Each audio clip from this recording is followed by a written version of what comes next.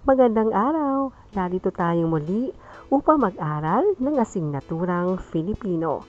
Pagsagot sa mga tanong mula sa napakinggan, nabasang alamat, tula at awit ang ating tatalakayin sa araw na ito.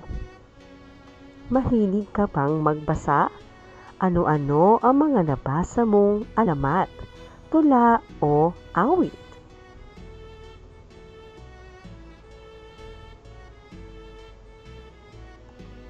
Alam mo ba ang kahulugan ng alamat, tula at awit?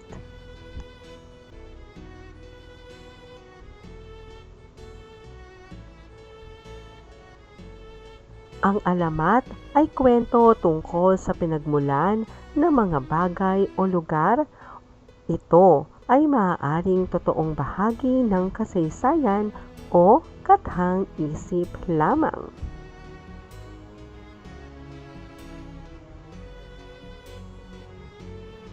Ang tula ay nagpapahayag ng magagandang kaisipan at pananalita sa pamamagitan ng mga taludtod.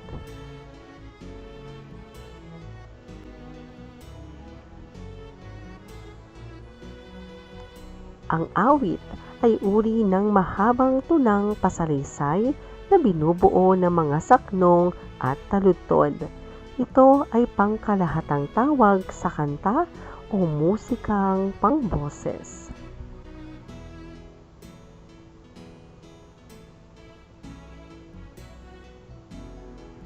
Alamat ng bayabas. Sa isang kaharian ay may isang sultan na ubod ng lupit at hindi kumikilala sa katarungan. Siya, si Sultan Barabas. Lubha siyang kinatatakutan ng mga tao dahil sa kanyang kalupitan. Batas na dapat sundin ang mga salita ni Sultan Barabas. Ang hindi sumunod sa kanya ay may katapat na mabigat na kaparusahan. Matanda at bata, lalaki at babae ay pinarurusahan niya. Iyon ay upang magkaroon daw ng kadalaan at hindi na umulit ang mga taong nagkasala. Nabibihisan siya ng mga magagara at mamahaling damit.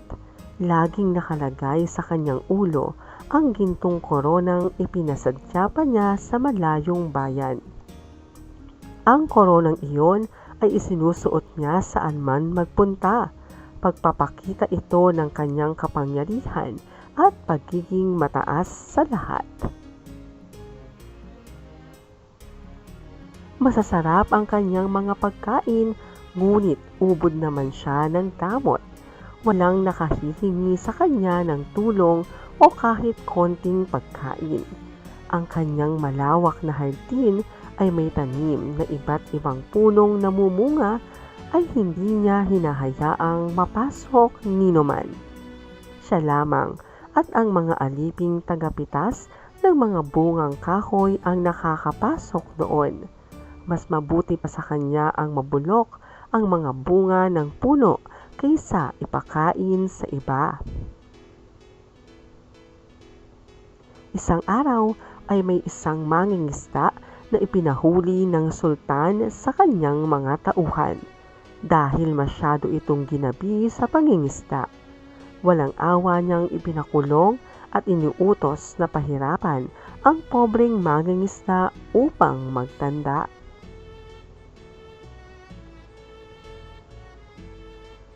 Nabalitaan ng asawa ng mangingisda ang nangyari at agad siyang nagtungo sa kaharian ng sultan kahit malalim na ang gabi. Ang asawang ito ng mangingisda ay mahusay gumawa ng isdang daing. Ito ang nagdadaing ng mga isdang nahuhuli ng asawa. Nabalitaan ng asawa ng mangingisda ang nangyari at agad siyang nagtungo sa kaharian ng sultan kahit malalim na ang gabi. Ang asawang ito ng mangingisda ay mahusay gumawa ng isdang daing. Ito ang nagdadaing ng mga isdang nahuhuli ng asawa. Matapang na nagtuloy sa palasyo ang magdadaing. Kinatok nito ang natutulog na sultan. Dahil naabala sa tulog, ay galit na bumangon ang sultan. Nang malaman nito kung sino ang umabala sa pagtulog at kung ano ang sadya nito, ay lalo siyang nagalit. Sa halip na maawa sa babae, ay ipinakulong niya ito. Naisip niyang makakain na siya ng masarap na daing dahil naroon na ang asawang babae at ipagluluto siya ng masarap na isda. Masaya rin sana ang mag-asawa kahit pareho silang nakakulong. Magkasama naman silang dalawa. Kaya lang ay nag-aalala sila para sa anak na binatilyo na naiwang mag-isa sa bahay nila. Alam nilang walang mag-aasikaso sa mga pangangailangan nito kung wala silang dalawa.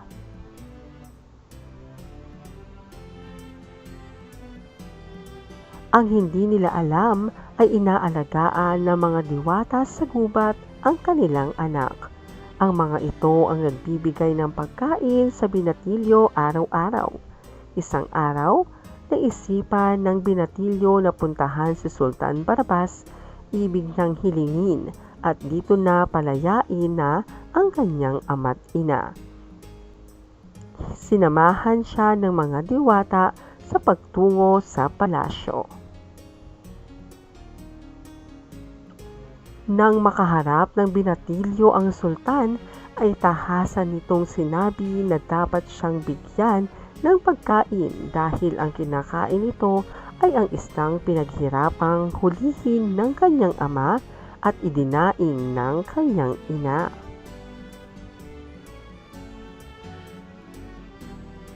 Hindi pumayag si Sultan Barabas. Sa halip ay nagtawa lamang ito. Sa galit ng binatilyo ay bigla nitong inagaw ang suot na korona ng sultan at saka nagtatakbo. Hinabol ng sultan ang binatilyo hanggang sa makarating sila sa malawak nitong hardin. Hindi maabutan ng sultan ang binatilyo dahil higit itong mabilis tumakbo.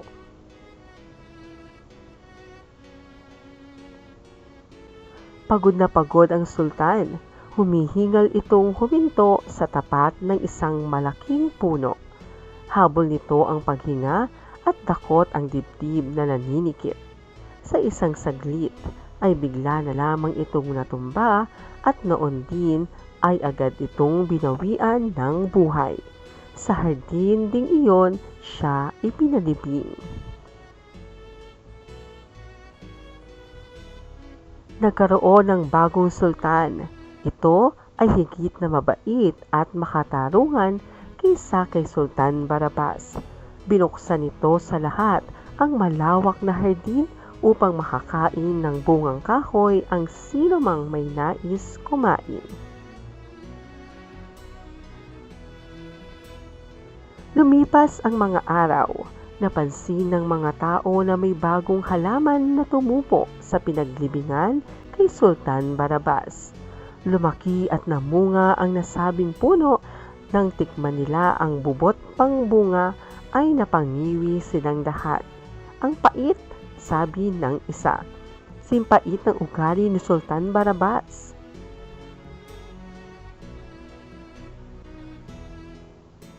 Nang lumaki na ang mga bunga at muli nilang tinikman, ay nasabi ng ilan, ang asim, sing-asim ng mukha ni Sultan Barabas. Kung gayon, ay si Barabas ang punong iyan, sabi ng marami. Nang mahinog ang mga bunga, ay nasarapan ang lahat dahil matatamis ang mga iyon.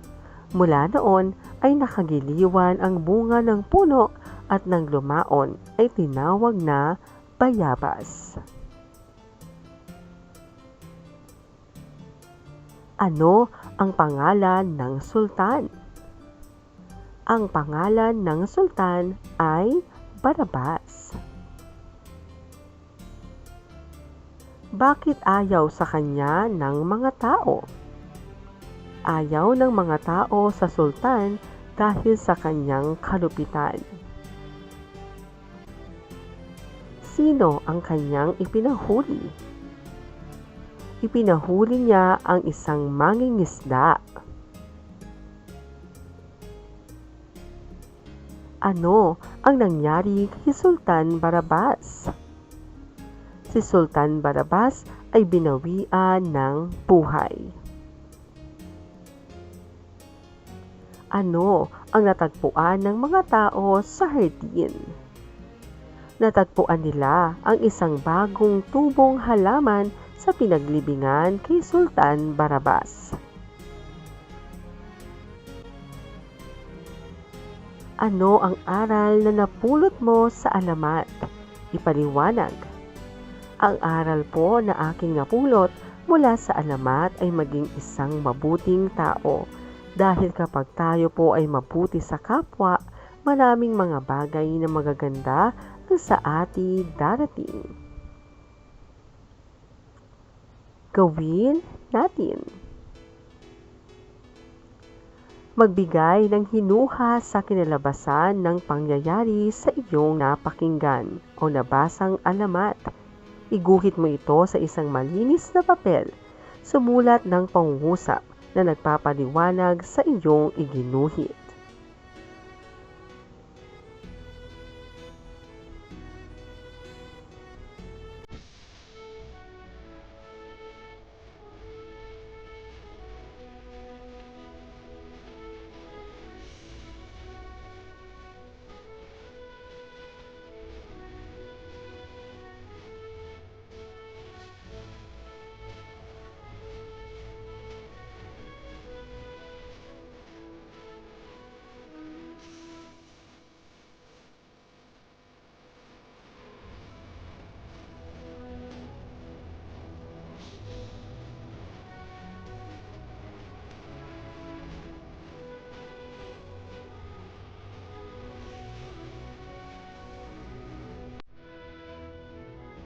Gumuhit po ako ng isang malungkot na bata dahil lungkot din po ang aking naramdaman sa sinapit ng malupit na sultan. Hindi po siguro mangyayari sa kanya ang bagay sa istorya kung siya ay naging isang mabuti at mapagbigay na sultan. Mas mamahalin siya ng mga tao at paglilingkuran ng tapat.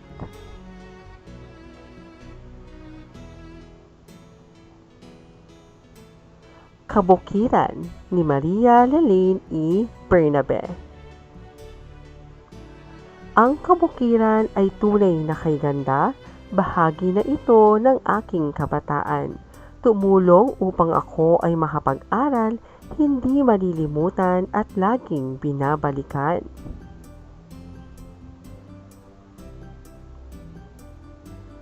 Ang palayan ay tunay na kayamanan pagkat nagbibigay pagkain sa hapagkainan. Ang gintong araw dito ay kailangan upang pananim ay lumakit anihin. Ang ilog na dooy makikita, sariwang isda palaging nakukuha. Maberdeng paligid, tunay na may ganda. Ang samyonia ay tunay na nakahahalina. Ang hanging sariwa ay naglilinis ng baga, langhapin natin talagang hindi nakakasawa. Parang musika na laging may dalang himig at kanta, gustong gusto ni musikero't makata.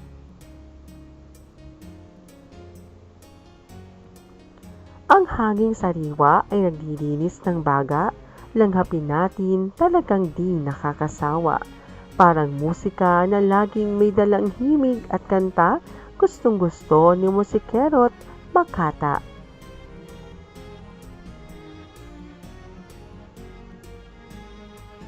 Kabukiri dapat ingatan, huwag pabayaan, tunay na kailangan. Kinabukasan ng kabataan dito nakasalalay upang pagdating ng araw sila'y makikinabang.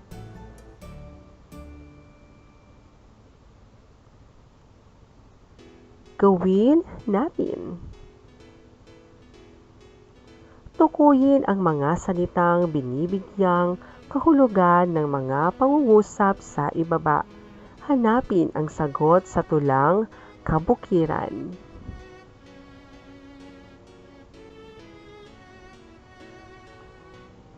Ito ay kayamanan na naghahatid ng pagkain sa hapagkainan. Ang tinutukoy po ng pangungusap ay ang palayan. Dito itinatanim ang palay upang pagdating ng araw ay may aanihin.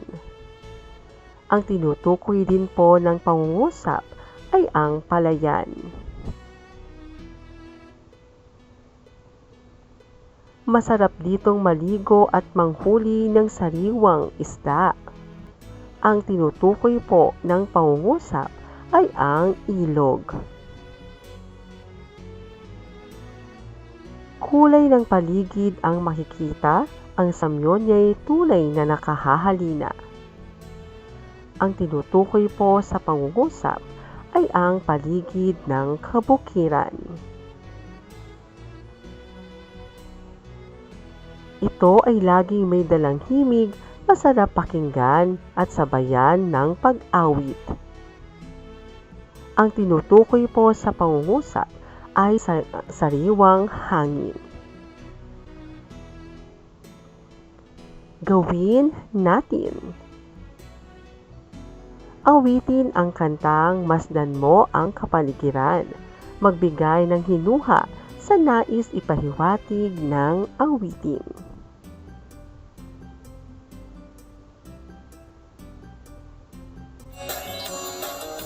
Wala ka bang napapansin sa iyong mga kapaligiran?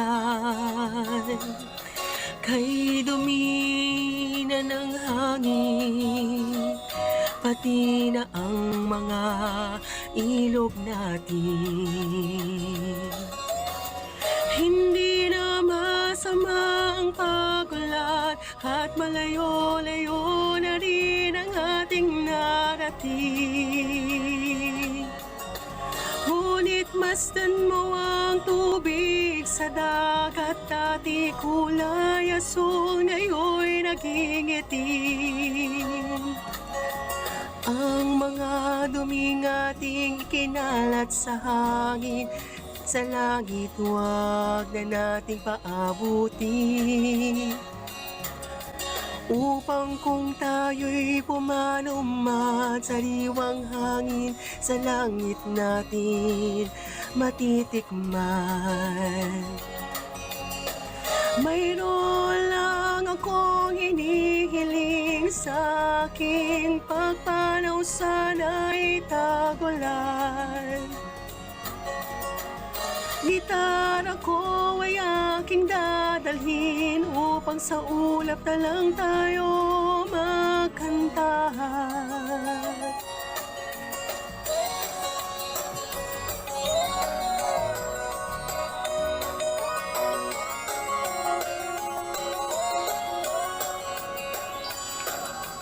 Ang mga bata ngayon lang isinilang, may hangin pa kayang matitikman.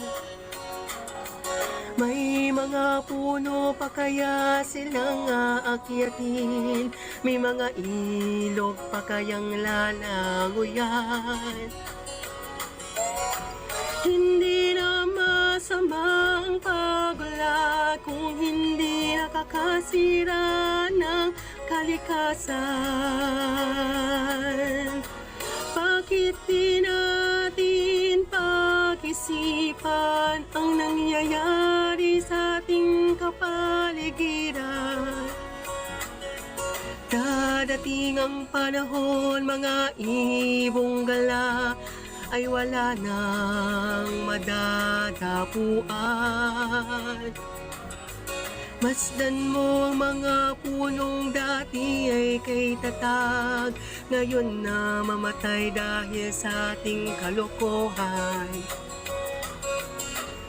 Lahat ng bagay na dito sa lupa, biyayang galing sa Diyos kahit nung ika'y wala pa. Ingatan natin at wag nang sirain pa, pagkat kayang binawi tayo'y mawawala na. Mayroon lang akong hinihiling, sa aking pagpanaw sana ay tag-ulan. Gitara ko ay dadalhin upang sa ulap na lang tayo magkantahan.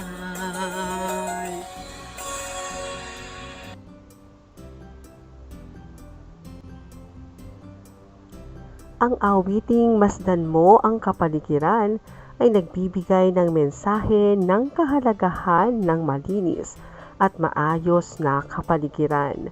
Nararapat lamang po na atin itong pangalagaan upang makita at mapakinabangan ito ng mga susunod na henerasyon.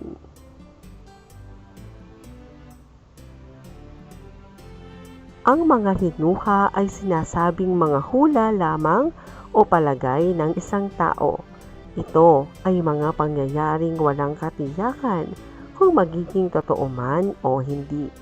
Kaya ako ay hindi agad-agad naniniwala sa sabi-sabi. Mas mabuti na alamin ko muna ang katotohanan bago ako magbigay ng aking hinuha o hula. Maraming salamat po sa inyong panonood at pakikinig. Hanggang sa muling pag-aaral ng asignaturang Filipino. Paalam!